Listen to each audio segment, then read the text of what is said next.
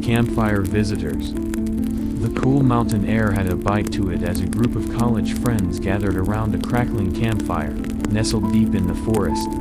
It was supposed to be their last hurrah before graduation, a camping trip to a remote spot few others knew about, hidden far off the beaten trails. The sun had set hours ago, leaving the world shrouded in darkness as the fire cast flickering shadows over the trees around them. There were 5 of them: Kyle, Jenny, Emma, Sam, and Ray. They'd spent the day hiking, taking in the beauty of the forest and trading jokes, but now, as they huddled together around the fire, the mood had shifted. The conversation had turned to ghost stories, and Emma, the brave one of the group, was midway through a chilling tale about an old woman who haunted these very woods. "She used to live up here alone," Emma whispered, lowering her voice as her friends leaned in closer. "They say she lost her family in a terrible accident, and that's why she never left. But one winter, she disappeared without a trace. No one knows where she went, but legend has it, she's still out here, wandering, searching for someone to take her place." A gust of wind rustled through the trees, and the flames danced higher, casting strange shapes against the shadows. Ray shivered and pulled his jacket tighter, laughing nervously. "Well, if she's looking for someone, she can look somewhere else, right?" Kyle snorted, trying to mask his own unease. "Yeah, no thanks. We're not interested in taking any haunted jobs." The group chuckled, but the uneasy feeling lingered. The night was quiet, too quiet, they realized.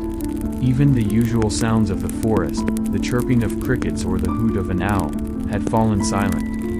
Sam threw another log on the fire, trying to shake off the strange vibe. "All right, who's next with a scary story?" But before anyone could answer, a faint rustling came from the edge of the clearing. They all froze, their eyes darting toward the darkness beyond the firelight. "Probably just an animal," Kyle muttered, though he sounded like he was trying to convince himself. But then, out of the shadows, a figure emerged.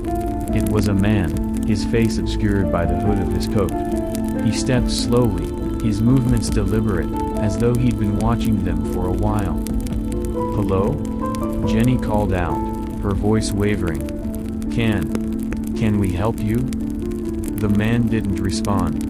Instead, he simply stood there at the edge of the light, his head tilted slightly as if he were studying them. His silence made the hairs on the back of Ray's neck stand on end. "Maybe he's lost?" Emma whispered, but something about the man's posture, his stillness, made them all uneasy. Finally, Sam spoke up, his voice firmer. "Hey, man, if you're looking for someone, you're scaring us here. This is private property."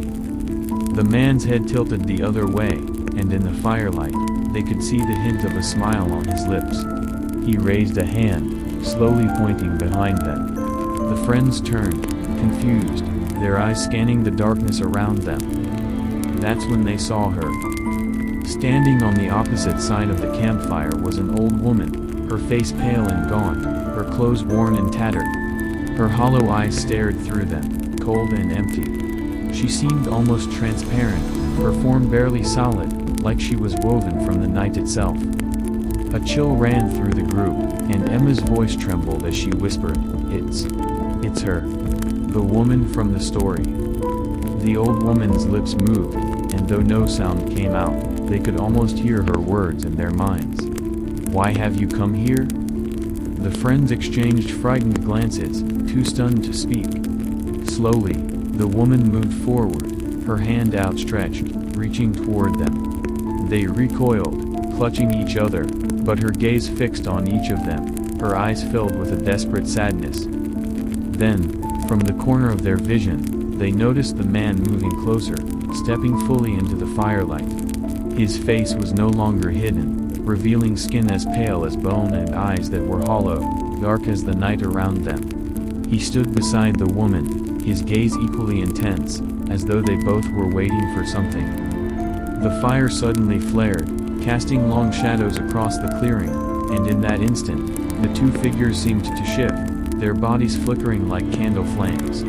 They watched as the man and the woman slowly turned away, walking back into the darkness. But as they disappeared, others emerged, faint, shadowy figures, some tall, some small, each with the same hollow, searching eyes. They formed a ring around the campfire, their faces blank, staring in silent judgment. The group huddled closer, terror etched into their expressions, and Jenny whispered, "We need to leave. Now." They scrambled to their feet, leaving their things behind, and ran through the forest, the light of their flashlights bouncing wildly. They didn't stop until they reached the trailhead, their breaths coming in panicked gasps. When they finally dared to look back, they saw nothing. No shadows, no strange figures.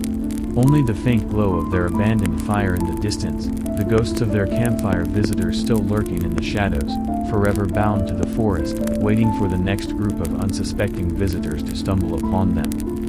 No one spoke a word as they left, but they all understood. Some stories, even those told around a campfire, are more real than they seem. And as they drove away, they felt the weight of those hollow eyes watching them still, like a whisper that promised they'd never forget the night they shared their campfire with the dead. Under a brilliant full moon, the forest was alive with an otherworldly glow, silver light spilling through the trees and casting everything in soft shadows. A group of friends, Ben, Mia, Tara, and Liam, had set up camp in a small clearing, and they sat around the campfire, talking and laughing as the fire crackled beside them. The forest felt both mysterious and serene, the trees whispering in the breeze as if keeping secrets of their own. After a while, they fell into a comfortable silence, gazing up at the stars and basking in the beauty of the moonlit night. It was Liam who first noticed it, a soft, rhythmic sound drifting through the trees, faint but distinct. It wasn't anything like the normal noises of the forest. There was a strange, almost melodic quality to it, as if the forest itself had a heartbeat. "Do you guys hear that?" he whispered, tilting his head to listen more closely. The others quieted, and they all strained to hear. The sound was indeed there, a slow, steady rhythm, like the beating of a distant drum, pulsing through the trees. "What do you think it is?" Tara asked, her voice filled with a mixture of curiosity and caution. Mia shrugged, though her eyes sparkled with intrigue. "Probably nothing. Just the forest playing tricks on us." But Ben shook his head, already rising to his feet. "I don't think it's nothing. It sounds organized, like music. I want to see what's making it." They hesitated, glancing at one another, but eventually curiosity won out. They grabbed their flashlights and set off through the trees, following the mysterious sound. As they walked, the rhythmic beat grew louder, more insistent, almost inviting. The forest seemed to open up before them, the trees parting as if guiding them along. After a few minutes, they reached a small clearing, bathed in moonlight that gave the whole scene an ethereal glow.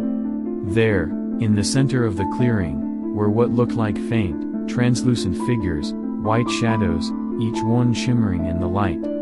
The figures moved in a gentle rhythm, swaying side to side, as if performing an ancient, silent dance. The friends stopped, awestruck. The figures seemed unaware of their presence, focused entirely on their strange, rhythmic movement. They were neither solid nor transparent but somewhere in between, flickering like candle flames in the night. Are those people?" Mia whispered, unable to look away. "I don't know," Liam replied, his voice barely audible. "They look almost like ghosts." The figures continued to dance, forming intricate patterns as they moved. Their steps were graceful, like something choreographed, yet ancient, as if they'd been practicing this dance for centuries. One figure appeared to be leading, with the others following in perfect unison. It was both beautiful and eerie, the way they glided effortlessly through the clearing, moving to a rhythm only they could hear. None of the friends dared to speak. They were spellbound, captivated by the silent dance of these mysterious beings. It was unlike anything they'd ever seen, something sacred, almost too beautiful for words. The figures would sometimes reach out to one another, their hands meeting in a delicate touch before parting again. Each movement was fluid, serene, and strangely peaceful. After a while, one of the figures looked up, its hollow eyes seeming to settle on the friends. They all froze, not sure whether to run or stay. But the figure simply gazed at them for a moment, a soft smile forming on its ghostly face, as if to say, "You're welcome here." Then, just as quickly as it had begun, the dance slowed, the figure's movements growing more languid, more translucent, until they were little more than faint wisps in the moonlight. One by one, the figures faded into the air, leaving the clearing empty and silent once more. The rhythmic sound was gone, and only the rustling of leaves remained, as if nothing unusual had happened at all. The friends stood in silence, processing what they had just witnessed. They felt no fear, only a lingering sense of wonder, as if they had been given a glimpse into a world beyond their own. Finally, Ben broke the silence. Did we really see that?" Mia nodded, her face still pale but filled with a quiet awe. "I think we did. I don't know what it was, but it was beautiful." The friends walked back to their campsite in silence, each lost in thought, the memory of the midnight dance etched in their minds. They didn't try to explain it, nor did they feel the need to. They knew, deep down, that this wasn't something that could be explained. When they reached their campfire, they sat together, watching the flames and the shadows dancing in the firelight. For a while, none of them spoke, each one remembering the strange figures in the moonlit clearing, the rhythmic sound that had called them, and the dance that had left them with a strange sense of peace. As the fire crackled and their eyelids grew heavy, they wondered if, somewhere deep in the forest, the ghostly dancers would return under the next full moon, continuing their silent, beautiful ritual. The Midnight Visitor. The air was thick with anticipation as Jake, Sarah, Michael, and Lisa huddled around the campfire. It was a crisp autumn night, their annual camping trip under the starlit skies in a remote forest clearing far from town. The crackling fire provided warmth and light, casting eerie shadows on the towering pines surrounding them. They'd spent the day hiking and joking, but as night fell, a sense of unease settled over the group. The forest around them was eerily silent, as if the usual night sounds had been swallowed by the darkness. The stillness had everyone on edge, though they tried to shake it off with laughter and stories. "So, who's up for a ghost story?" Jake grinned, his face half illuminated by the firelight, casting an ominous shadow. "Oh, come on," Sarah protested, pulling her sleeping bag tighter around her shoulders. "You know I hate these stories." "That's the point, Sarah," Jake laughed. "This is the perfect place for one." Lisa smirked. "Go on, Jake. Scare us. But I bet it won't be as terrifying as that hike we did today." Michael rolled his eyes, trying to act brave but shifting nervously on the log. "Alright, let's hear it, then. Just make it quick." Jake leaned in, lowering his voice. "This is a true story, or so they say. A long time ago, a group of campers, just like us, came up to this very forest. They were excited, laughing, telling ghost stories, just like us now. But as they settled in, they started noticing strange things around them." "Like what?" Michael scoffed, though he glanced over his shoulder at the darkness. "Well," Jake continued, his voice barely a whisper, "they heard footsteps, soft, careful, but getting closer and closer to their camp. They figured it was just an animal, maybe a deer, but when they went to check, no one was there." Sarah's eyes widened, and she scooted closer to the fire, nervously watching the shadows beyond the trees. Every time they'd go back to the fire, they'd hear the footsteps again, circling their camp, almost like something was waiting for them to drop their guard. Eventually, one of them spotted a figure, a tall, thin man standing just beyond the firelight, his face hidden in the dark. They called out, thinking maybe he was a lost hiker, but he didn't respond. He just kept standing there, watching. Lisa shivered, pulling her hoodie tighter. "What did they do?" They tried to ignore him, but the figure got closer, just standing there, staring. So, they decided to leave in the middle of the night. But as they gathered their things, they heard a voice, low and raspy, whispering from the darkness, "Why are you leaving? Stay with me." At that moment, a loud snap echoed through the forest, and everyone jumped, eyes darting to the trees. "Did you hear that?" Sarah whispered, her voice barely audible. Michael tried to laugh it off, but it came out shaky. "Jake, stop messing with us." Jake held up his hands. "That wasn't me. I swear." The group fell silent, eyes scanning the edge of the firelight, where shadows danced between the trees. The fire flickered, casting eerie shapes around them, and then they heard it, a soft, deliberate crunch of leaves, moving slowly, steadily toward them. Jake's bravado faded, his face pale as he whispered, "It's probably an animal." But as they strained their eyes, a shape began to form just beyond the light. It was tall, almost unnaturally so, with long limbs that stretched toward the ground. The figure was shrouded in shadow, its face impossible to make out. It took another step forward, and then another, its movements slow, deliberate. Lisa clutched Michael's arm, her eyes wide with terror. What is that?" The figure stopped, tilting its head as if studying them, its dark form blending into the shadows of the trees. And then, from the silence, came a voice, a whisper so soft they could barely hear it over the crackling fire. "Why are you here?" The words hung in the air, each syllable sending a chill down their spines. Sarah started to cry, her face buried in her hands, while Jake and Michael stood frozen, unable to tear their eyes away from the figure. Suddenly, the fire flared, casting a bright light that momentarily illuminated the figure's face, a pale, hollow-eyed visage with a mouth twisted into a grotesque grin, staring at them with a gaze that seemed to pierce through their souls. "Leave," the voice hissed, louder this time, as if the woods themselves were echoing it. "Leave. Before it's too late." Without another word, the friends grabbed their bags, their flashlights flickering as they scrambled to put out the fire. They didn't look back as they fled through the forest, branches and leaves scratching at their faces, hearts pounding as they sprinted down the narrow trail. They reached their car, panting and shaken, and piled inside, slamming the doors and locking them. For a moment, they sat in silence, each trying to catch their breath.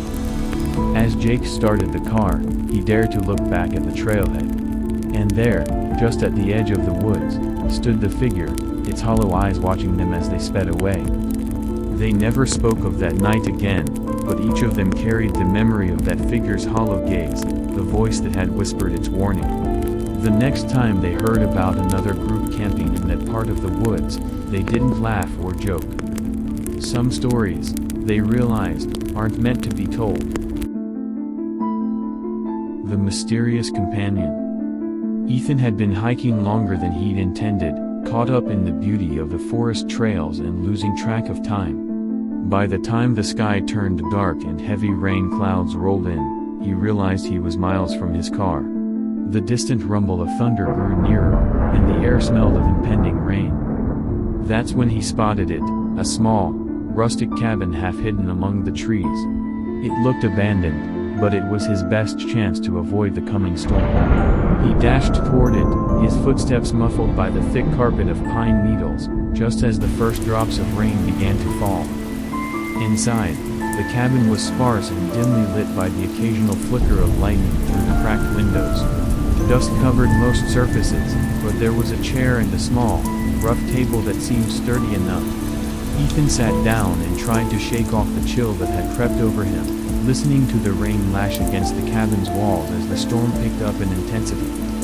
He checked his watch, midnight. The realization that he was alone, in the middle of nowhere, at this late hour sent an unexpected chill through him. He told himself it was only the weather, storms always had a way of making places feel haunted. Then, he heard the creak of the cabin door. Ethan turned, startled, to see a man stepping inside, dripping wet. The stranger was tall, with an old-fashioned raincoat and a wide-brimmed hat pulled low over his face. He looked like he could have been anyone, a local, another hiker, or something else entirely. His face was partially shadowed, but his eyes seemed to gleam in the dim light. "Didn't mean to startle you," the man said, his voice calm and unhurried. "I saw the light and thought someone might be in here." Ethan relaxed slightly, forcing a smile. "Yeah, I just needed shelter from the storm." "Yes, you did, too." The man nodded, setting his hat on the table and brushing the rain off his coat. He sat across from Ethan, and for a while, they just listened to the thunder, neither one seeming to want to break the silence. The stranger's eyes, though half-shadowed, were sharp and observant, and something about his presence made Ethan uneasy, though he couldn't quite explain why. "So, what brings you out here at this hour?" the man finally asked, breaking the silence. "Oh, just hiking," Ethan replied, feeling a bit foolish saying it out loud. "I lost track of time." The man chuckled, a low, dry sound. "A dangerous thing, isn't it? Losing track of time." Ethan shrugged, chuckling nervously. "Guess it can be. But I don't mind getting a little lost now and then. Gives life some excitement." The stranger tilted his head slightly, as if considering Ethan's words. "Excitement, sure. But sometimes, you end up somewhere you never intended to be." Ethan's unease grew, though he couldn't pinpoint why. There was something strange about the man's gaze, an intensity that felt out of place in a casual conversation. "You live around here?" Ethan asked, hoping to turn the conversation around. The man gave him a thin smile. "You could say that. I've been around these woods for quite a long time." Lightning flashed outside, illuminating the man's face for an instant. Ethan noticed deep lines on the man's cheeks, as if he'd spent years under the harshest conditions. His eyes, though, seemed young, far too young for his weathered face. "Do you know this area well?" Ethan asked, trying to mask his growing discomfort. The man's smile grew. "Oh, I know it better than most. I know the paths, the hidden places, the things that linger here when night falls. Things most people don't even realize are watching them." Ethan felt a chill, though he tried to play it off. "Sounds like you're trying to scare me." The stranger shrugged. "Just sharing what I know. Most people don't come this far out at night. Those who do, well, some make it back, and some don't." Ethan's heart pounded a little harder as he forced himself to laugh. "Well, I plan on making it back in one piece." The stranger leaned forward, his eyes glinting in the dim light. "Maybe you will," he said quietly. "But maybe you're already where you're supposed to be." Ethan frowned. "What's that supposed to mean?" The man sat back, his gaze unwavering. "It means some places have a way of calling people. The forest, the storm. Maybe they wanted you here tonight." The thunder crashed louder, as if emphasizing the man's words. Ethan opened his mouth to respond, but when he looked back, the chair across from him was empty. The man was gone, as though he'd vanished into thin air. Ethan jumped up, heart racing, and looked around the cabin. The door was still closed, no sign of footprints or wet marks from the rain.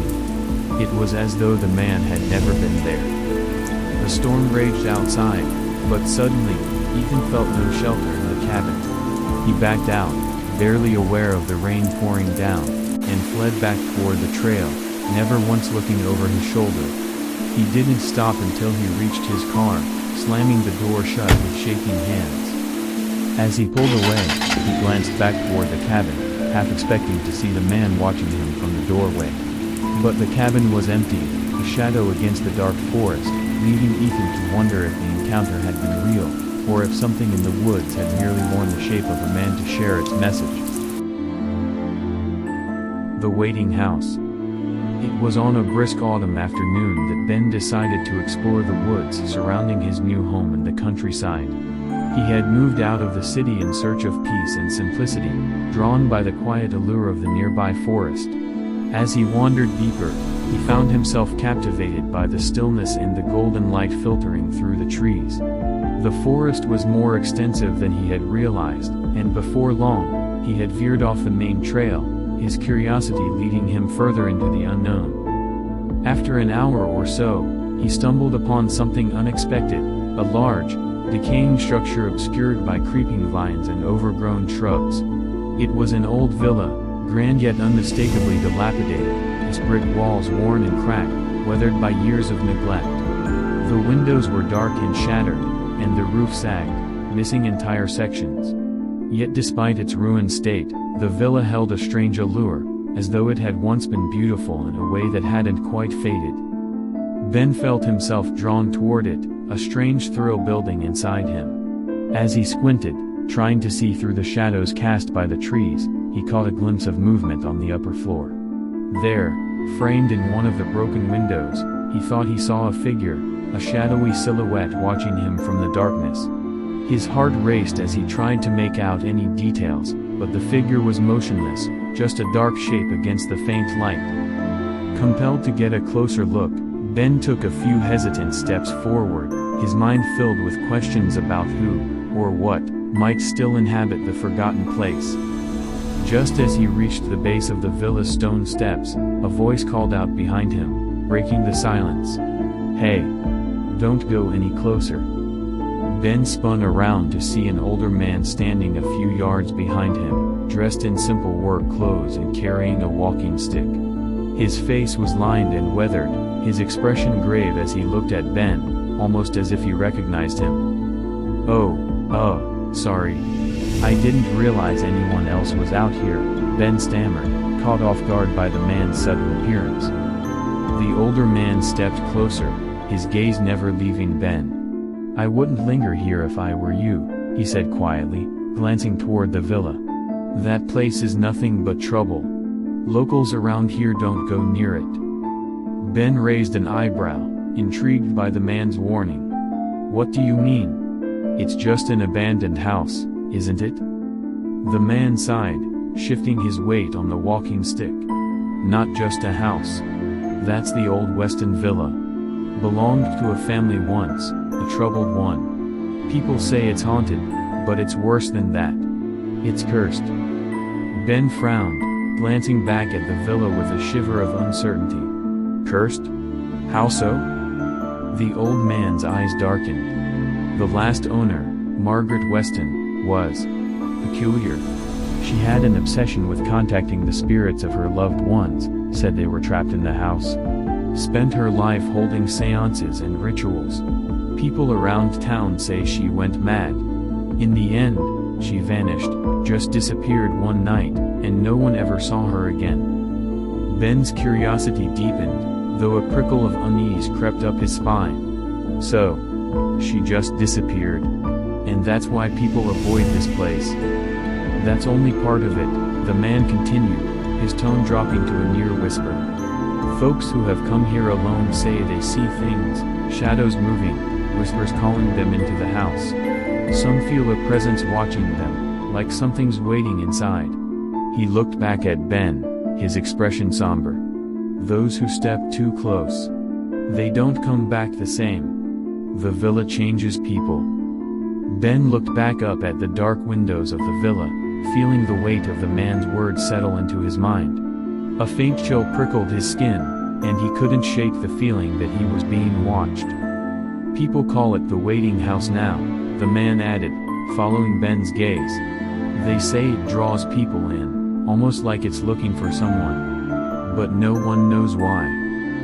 Ben's initial curiosity wavered, replaced by a sense of apprehension he couldn't quite explain. The figure he thought he had seen in the window lingered in his mind, haunting him in a way he hadn't anticipated. The older man cleared his throat, as if sensing Ben's lingering hesitation. Take it from someone who's lived here his whole life. Leave the waiting house alone. It's better that way. Ben took a deep breath and nodded, feeling a strange mixture of disappointment and relief. I guess I'll head back, then. Thank you. for the warning?" The man nodded, his expression softening slightly. "Just be careful in these woods. They may look harmless, but they've got memories longer than ours." Ben nodded once more and turned away, casting one last look at the villa. The shadow in the window was gone, leaving nothing but an empty pane. As he walked back through the trees, he couldn't shake the feeling that he had narrowly escaped something unknowable, something that waited patiently in the dark, hidden just out of sight. Later, when he returned to his new home, Ben felt an unease that wouldn't let him rest. He closed his blinds that night, keeping his eyes away from the dark forest and the villa that hid within. And from time to time, as the wind howled outside, he thought he could hear a faint, mournful whisper, calling from deep within the woods, waiting. The Little Savior. Kate and Mark had been hiking together for years, but this particular autumn day in the heart of Silver Pines Forest felt special. The leaves were a vibrant tapestry of red, orange, and gold, and the sky was a perfect blue. They followed the winding trails with a sense of adventure, snapping photos, laughing, and marveling at the scenery. After hours of hiking, they stopped to rest on the fallen log and dug out a snack from their backpacks. Just as Mark was peeling an orange, they noticed a little squirrel watching them from the base of a tree, its bushy tail twitching with interest. Its eyes were bright and curious, fixed intently on the fruit in Mark's hand. "Looks like we have company," Kate chuckled, nudging Mark. Mark tore off a section of the orange and held it out, chuckling. "Here you go, little guy. Enjoy." The squirrel darted forward, snatched the orange with nimble paws, and scurried back to the tree, pausing briefly as if to look back at them. It seemed grateful, or at least that's how Kate and Mark interpreted it. They laughed, finished their snack, and resumed their hike with light hearts. As they continued, they became absorbed in the landscape, veering off the main trail to follow what they thought was a shortcut back to the campsite. But soon, the path became increasingly overgrown, twisting between trees and rocks, and they realized they were no longer sure where they were. They'd lost sight of the marked trail, and the once familiar woods around them had taken on a different, darker tone. "We should have just gone back the way we came," Mark muttered, pulling out his map. But the map was useless now, the dense trees made it impossible to find their bearings. As the sun dipped lower, shadows crept over the forest floor, and a cold wind began to stir. "I think we're lost," Kate admitted, trying to keep her voice steady. She glanced up at the sky, now thickening with clouds. "And I think there's a storm coming in." Panic started to set in as the wind grew stronger, rustling through the trees with an eerie hiss. They called out, hoping someone nearby might hear them, but their voices were swallowed by the vastness of the forest.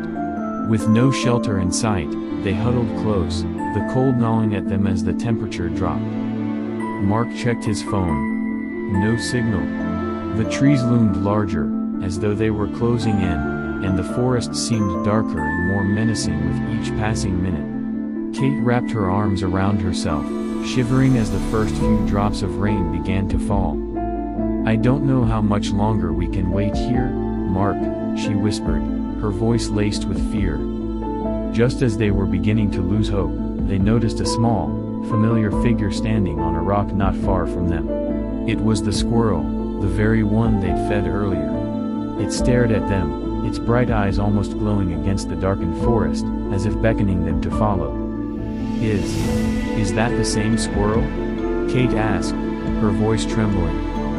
Mark nodded slowly. "It looks like it." He took a step toward it, and the squirrel bounded forward, pausing to look back at them. Taking it as a sign, they began to follow the little creature, their fear tempered by a renewed sense of hope. The squirrel led them through the winding maze of trees, scurrying ahead and pausing every few paces as if making sure they were keeping up. The rain intensified, pouring down in sheets, and the forest floor became slick with mud. But the squirrel moved with ease, guiding them over fallen branches, around thorny bushes, and through narrow gaps in the undergrowth that they hadn't noticed before. Eventually, the squirrel led them to the edge of a small, rocky hill.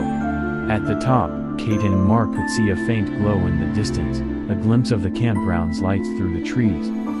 "That's it. That's the campsite," Kate gasped, her face breaking into a smile of relief. They turned to thank their tiny guide, but the squirrel had already disappeared into the shadows. By the time they reached the safety of the campsite, the storm was in full force. They stumbled into their tent, drenched but safe, hearts pounding with a mix of gratitude and disbelief.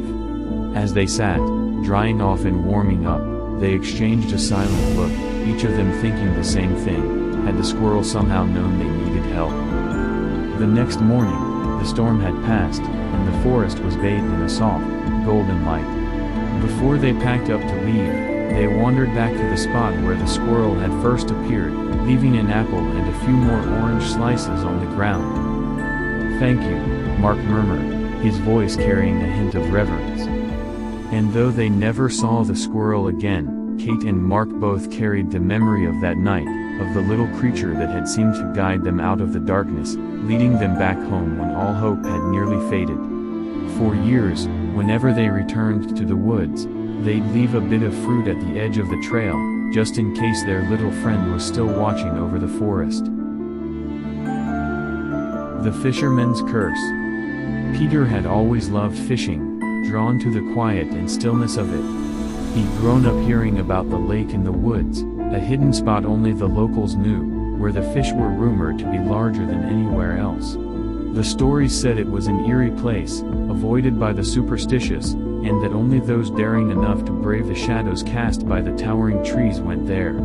He'd never taken the stories seriously. One autumn evening, Peter packed up his gear and set out, eager to make his way to the lake before dusk. The trail was overgrown and wild, and the sun was dipping low by the time he arrived at the lake's edge. The water was black and still, shrouded in a thick, low-lying mist that clung to the surface like a cold breath. The silence was thick, broken only by the distant call of an owl. He set up his rod, casting his line into the murky water, watching the float bob gently in the dimming light. He settled in, waiting patiently, as he always did, the thrill of a potential catch bubbling under his skin. But tonight, something felt different, a quiet, unsettling tension in the air that prickled the back of his neck. He tried to shake it off, telling himself it was just nerves, but he couldn't ignore the sense that something was watching him from the shadows along the water's edge. The mist thickened, crawling up from the water's surface and creeping onto the shore. It seemed to move with a strange life of its own, twisting and shifting in a way that made his skin crawl. Peter glanced around, suddenly aware of how alone he was, surrounded by a silence that felt unnatural. He was about to reel in his line and head back when he felt a sudden, strong pull. His heart leaped with excitement. Whatever was on the other end was massive. He gripped his rod, bracing himself as the line stretched taut, nearly pulling him off balance.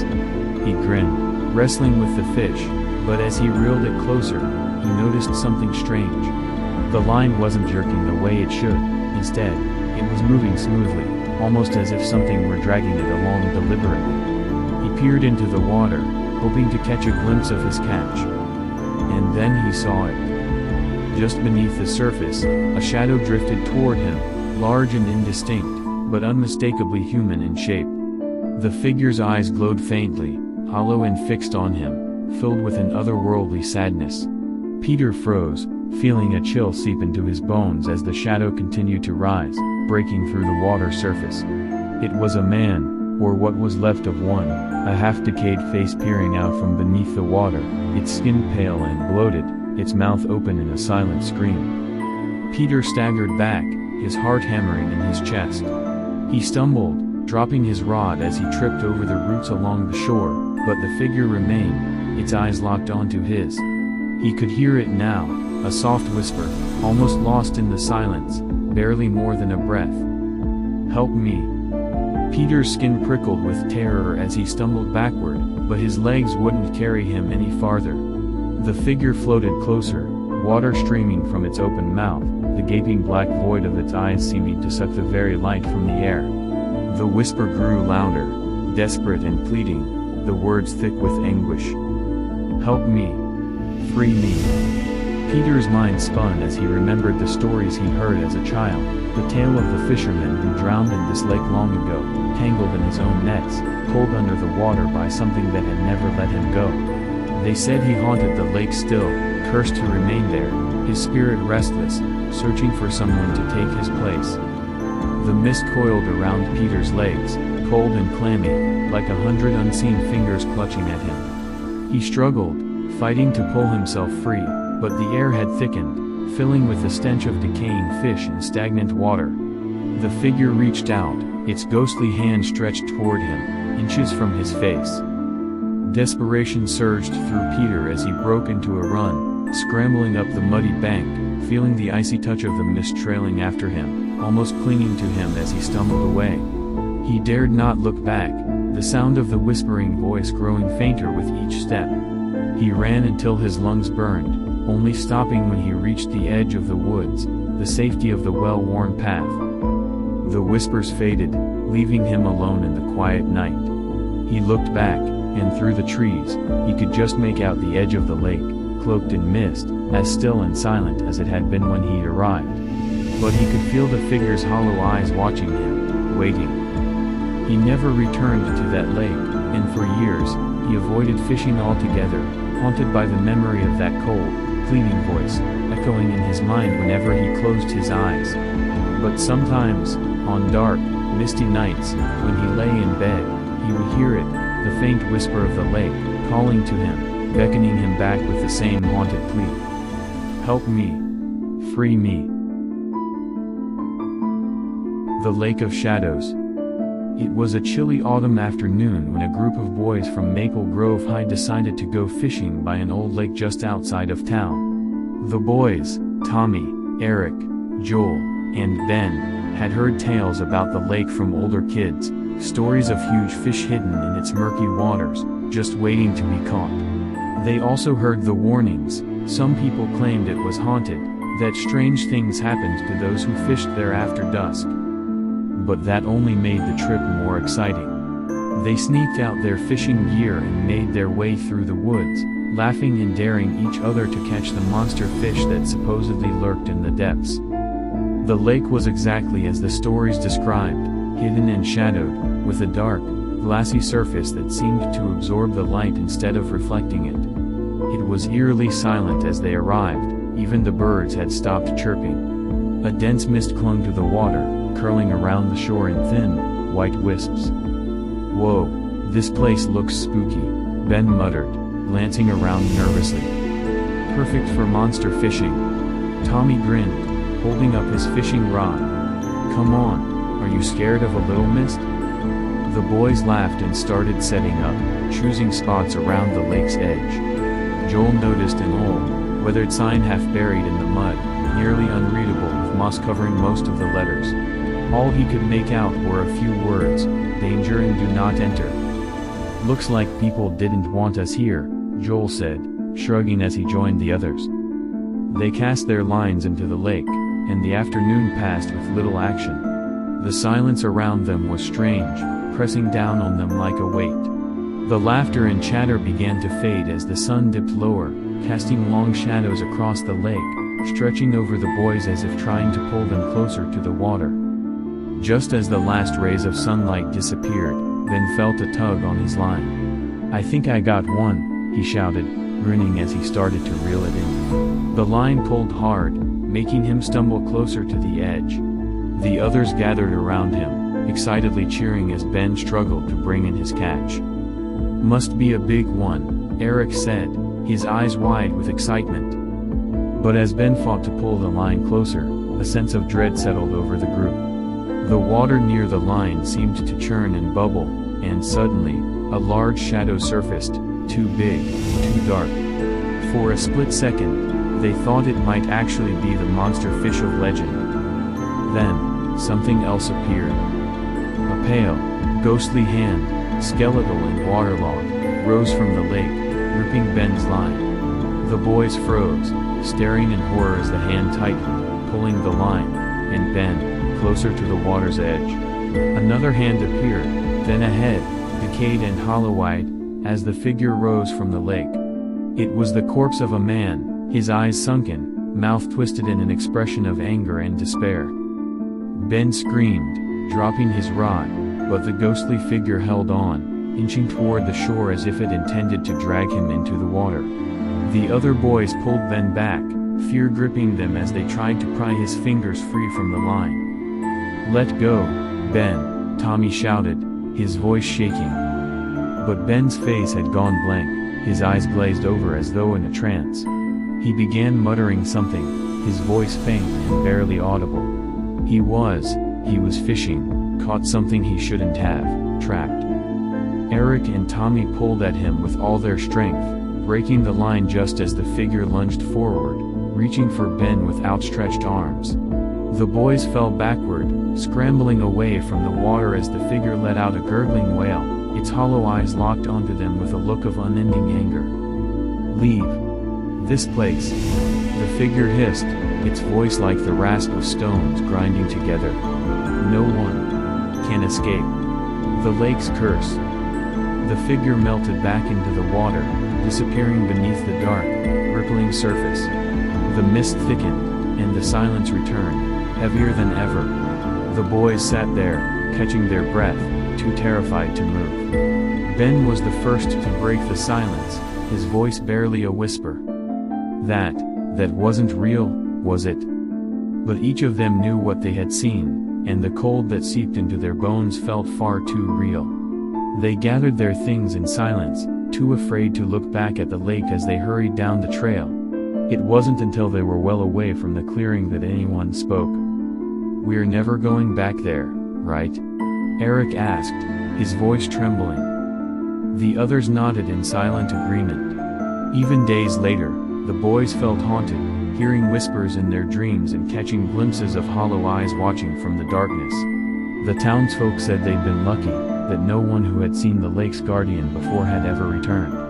And from then on, they avoided the lake, warning others of the curse that lay beneath its calm surface. But on quiet, misty evenings, they could still feel its pull, as though something was waiting, watching, eager for another chance to reach out from the depths and claim its next victim. The lure of the deep. Mark and Liam had been best friends since elementary school, inseparable since their days playing in the woods behind their houses.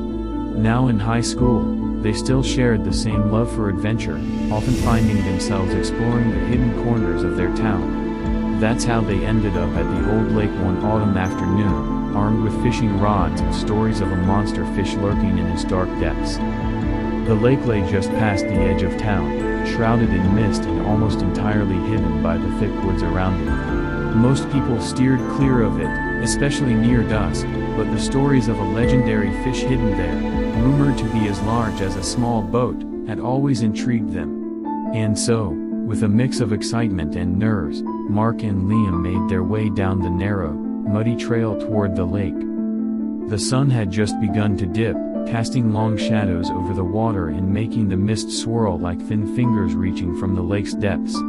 The two friends set up on the shore, casting their lines into the still, murky water.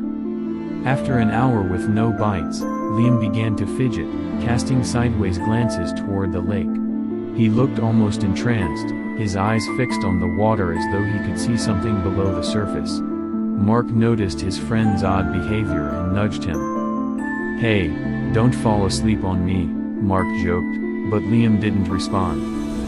Mark watched as Liam continued to stare, his gaze unfocused and distant. Then, without warning, Liam stood up, still looking at the lake with that strange, vacant expression. He took a step toward the water, then another, his feet sinking into the muddy bank. "Liam?" Mark said, alarmed. "What are you doing?" Liam didn't answer, his steps slow and mechanical, as if he were sleepwalking. Mark grabbed his friend's arm, but Liam pulled away, moving forward with surprising strength. "Come on, man, what's wrong with you?" Mark's voice was edged with panic now as he saw Liam step into the water. The lake's surface rippled around his feet, and still, he moved deeper, drawn toward the mist-covered center as if something were calling him. As Mark tried to reach him, a whisper floated through the air, so faint it was barely audible. It seemed to drift up from the water itself, swirling in the mist around them. The voice was low and melodic, like the sound of a lullaby, and it chilled Mark to his core. "Come closer. Join me." Mark shivered, his pulse racing as he watched Liam wade deeper, the water reaching his knees. Liam's eyes were wide but unseeing, his face pale and expressionless. Mark felt a surge of fear and grabbed Liam's arm again, this time pulling with all his strength. "Liam! Snap out of it," Mark shouted, shaking him, but the whispering grew louder, filling the air with a hypnotic call. It was like the lake itself was alive, its murky depths beckoning, urging Liam to come closer. With one last desperate yank, Mark managed to break Liam's trance, pulling him back onto the shore. Liam gasped, his eyes suddenly clear, blinking in confusion as he looked around. What happened?" Liam stammered, his voice shaking. "You were walking straight into the lake," Mark said, his heart still pounding. "It was like you couldn't hear me. Didn't you see where you were going?" Liam shook his head, his face pale. I thought I saw something, just under the water. It was a face, I think, or eyes, staring at me. I couldn't look away." Mark felt a chill run down his spine as he scanned the lake, the mist thickening, creeping toward the shore as if trying to follow them. He pulled Liam farther back, away from the water, feeling that unseen presence watching them, waiting for another chance to draw them in. "We should get out of here," Mark said, barely able to keep the tremor out of his voice. "Whatever's in there, it's not natural." Liam nodded, glancing back at the lake one last time. For a moment, he thought he saw something in the mist, a faint figure with dark, hollow eyes, half submerged in the water, its mouth twisted into a smile as it watched them. They hurried back up the trail, barely daring to look back, though they could feel that eerie presence following them, lingering just out of sight.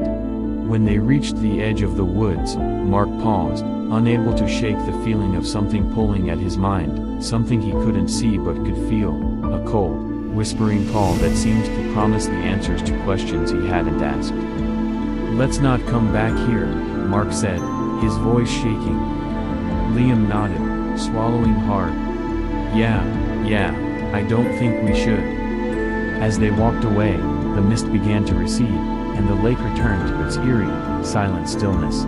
But even as they left, that whispering call lingered in their minds, as though the lake had marked them, bound to wait in silence until they dared to return. And in the silence of the night, the voice in the water whispered its promise again. "Come closer.